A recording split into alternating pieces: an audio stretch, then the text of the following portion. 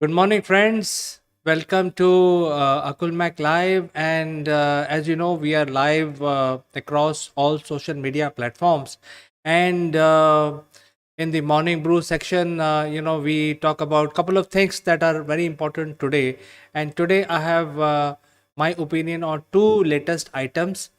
And before I continue, I have to tell you that you can send in your comments and suggestions, any questions you have on the chat function, and your message with your name will be displayed here, and I can address those comments immediately, taking your name, etc. So let us continue. I think the first news must be, from the neighborhood, which is in Pakistan, and we all know that there is a lot of turmoil going on in Pakistan, and the matter now is in Supreme Court.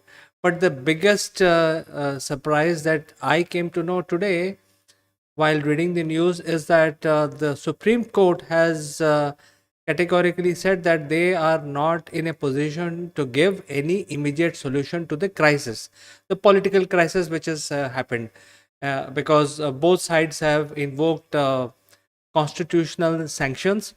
So the ruling party has invoked Section 5, and the opposition have now invoked Section 6 of their constitution. And so Supreme Court will not be able to give immediate solution because they will have to go in depth and applicability of these sections of the constitution, and therefore the crisis will continue. A lot of politics will continue to play, and will keep entertaining us, because we are in India, we can only get entertained.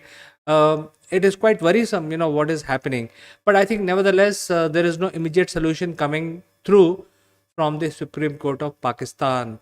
So now move on to the next big item. And as you already know, that the India is playing a pivotal role in the world today, and the Ukraine-Russia crisis is a crisis which is going to change the world order, the scheme of things, and lot of countries are now looking towards India, basically for two reasons. One is, India is a large market.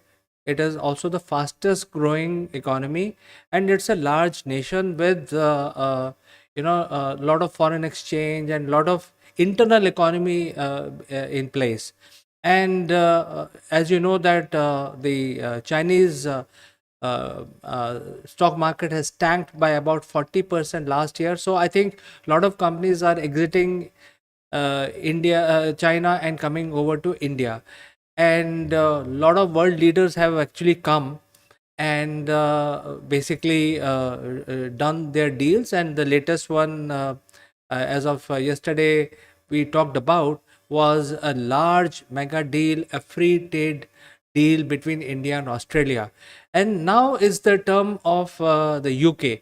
Well, UK has been talking about the free trade agreement between India and UK to support business people on both sides. But I think there are a lot of conversation going on, even though a few months back the both countries signed a sort of an agreement of a 1 billion UK pounds, and that was not really the free trade, because free trade is means that you would be having absolute freedom to interact with each other. And one of the major item there is money transfer and payments.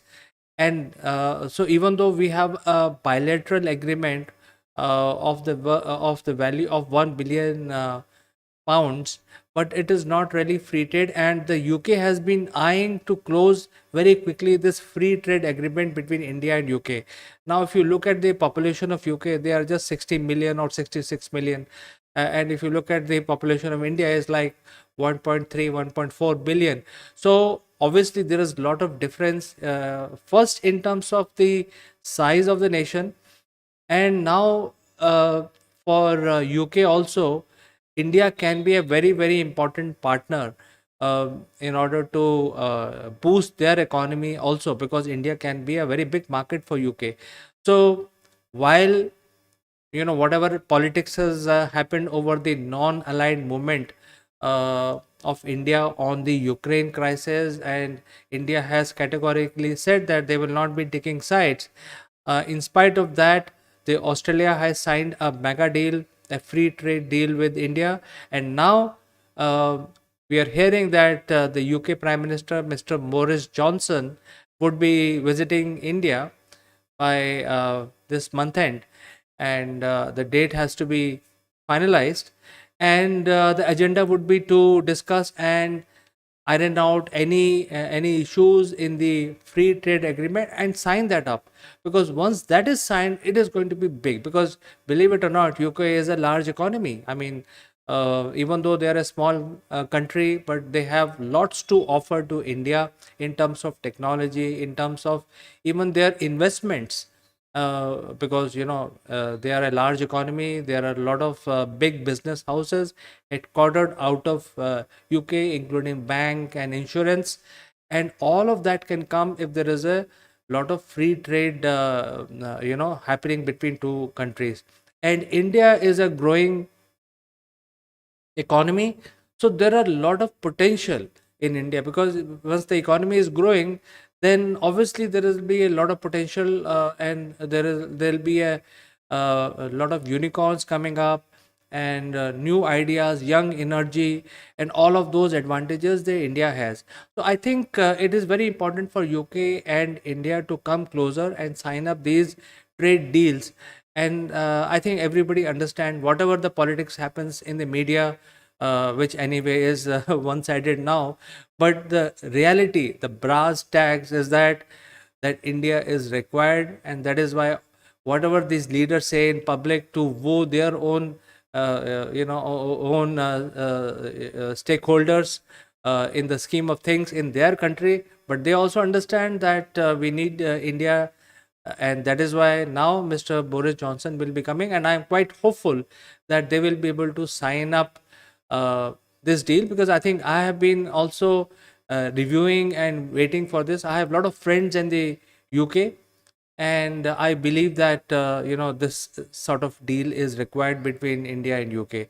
So, friends, you have a nice day, and I will end my monologue on morning brew today, and I will catch you again tomorrow, same time. Until then, bye bye for today.